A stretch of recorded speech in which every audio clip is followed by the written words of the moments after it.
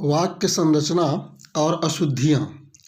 वाक्य एवं उसके प्रकारों पर हम चर्चा करें तो पहला प्रश्न उठता है कि वाक्य किसे कहते हैं, उसके प्रकारों का वर्णन कीजिए।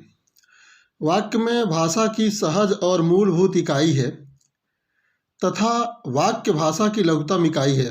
वाक्य उस शब्द समूह को कहते हैं जिसमें एक विचार या पूर्ण भाव प्रकट हो सके। दूसरे शब्दों में शब्दों के सार्थक समूह को वाक्य कहते हैं।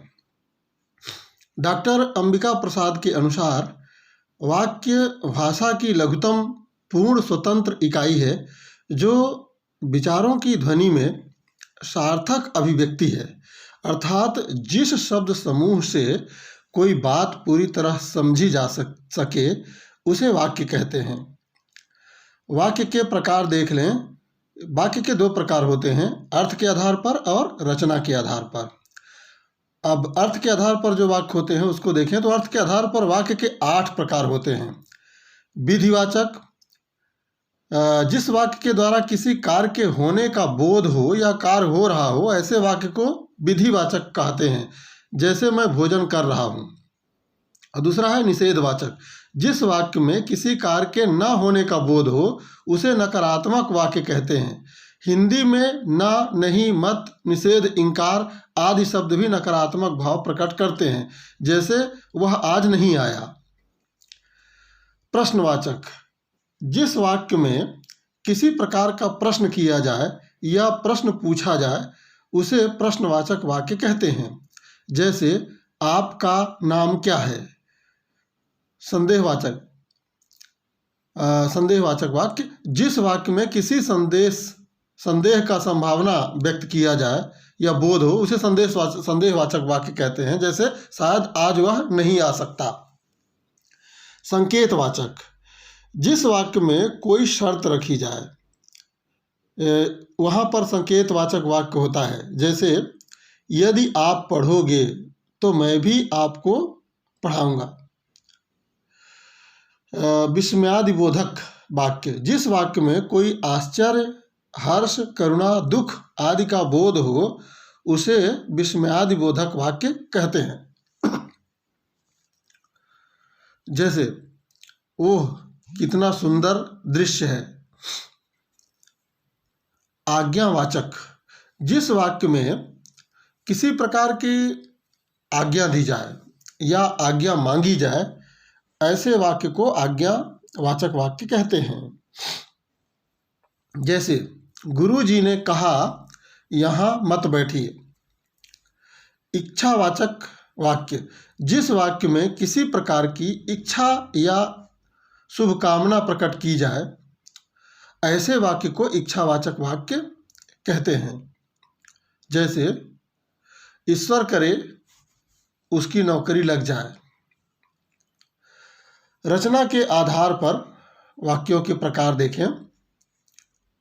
रचना के आधार पर वाक्य 3 प्रकार के होते हैं, सरल वाक्य, संयुक्त वाक्य और मिश्र वाक्य। सरल वाक्य के बारे में देखें, जिस वाक्य में एक कर्ता और एक क्रिया होती है, जिस वाक्य में एक कर्ता और एक क्रिया होती है या एक उद्देश्य एक विषय होता है उसे सरल वाक्य कहते हैं। उदाहरण के लिए राम, मोहन और श्याम बाजार जा रहे हैं। संयुक्त वाक्य, जिस वाक्य में 2 या 2 से अधिक वाक्य उपवाक्य हों या 2 वाक्यों को आपस में योजक शब्दों के द्वारा जोड़ा जाए ऐसे वाक्य को संयुक्त वाक्य कहते हैं। हिंदी में और, तथा, किंतु, परंतु, इसलिए, एवं, अतः आदि शब्द योजक शब्द कहे जाते हैं, जैसे राम बाजार गया और शाम को साथ में आ गया।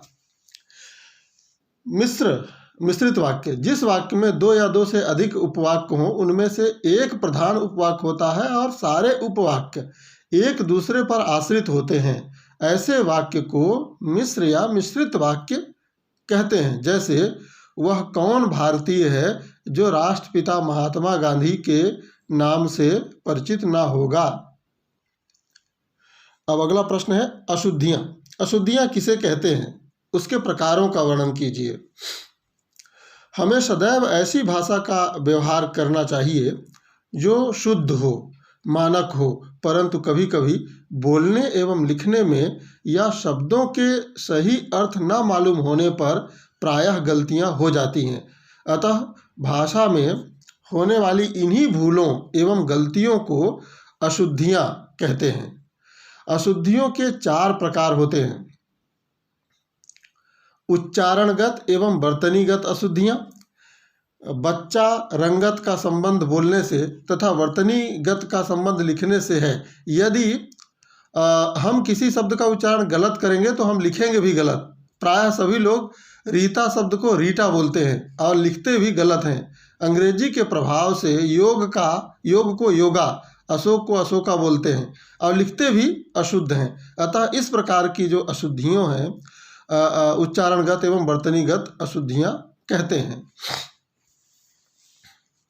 शब्दगत अशुद्धियां। कभी कभी शब्दों में हम अतिरिक्त प्रत्यय, उपसर्ग लगा देते हैं और उनके लगाने से शब्द अशुद्ध हो जाते हैं।